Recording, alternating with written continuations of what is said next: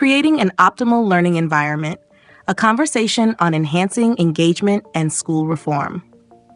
Hello, I would like to begin a conversation about why the learning environment is just as important as the content being taught. It should be obvious that students absorb knowledge more effectively when they feel comfortable, focused, and emotionally supported. But doesn't it follow that if schools continue overlooking the role of physical and psychological environments, students will struggle with retention, engagement, and overall motivation to learn?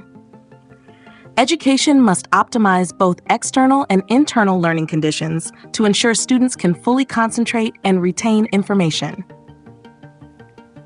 A Type 6, the loyalist Enneagram student who thrives on structure and security, learns best in a well-organized, distraction-free space where they feel reassured and supported.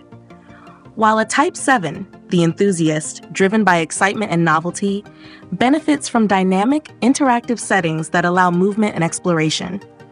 If schools fail to tailor learning environments to students' cognitive and emotional needs, they risk creating classrooms that feel either too rigid or too chaotic, leading to disengagement or mental fatigue. Instead, education should incorporate NLP-based environmental structuring techniques, ensuring that classrooms, study spaces, and digital learning platforms align with individual student preferences for maximum focus and engagement. Minimizing distractions, using active engagement techniques, and incorporating relaxation methods significantly enhance knowledge retention.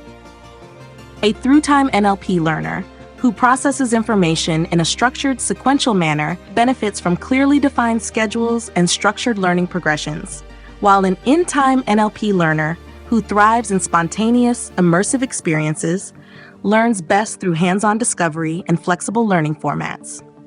If education enforces only rigid learning structures, in-time learners will struggle to stay engaged, whereas if it lacks organization and structure, through-time learners may experience cognitive overload and reduced retention. Schools must create balanced learning environments that allow both structured progression and open-ended exploration, ensuring students remain actively engaged while maintaining focus and cognitive clarity. Learning is most effective in collaborative, supportive, and curiosity-driven environments that foster emotional connection and intellectual stimulation. An ENFP, campaigner, who thrives on social learning and creative discussions, will engage best in collaborative projects and group problem solving, whereas an INTJ mastermind, who prefers deep focus and strategic analysis, will excel in independent research-driven tasks.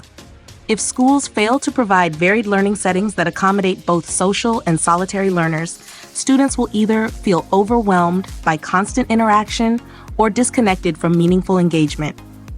Instead, education should incorporate a mix of independent study, collaborative brainstorming, and interactive real-world problem solving, ensuring that all students have the opportunity to engage with knowledge in ways that resonate with them emotionally and cognitively.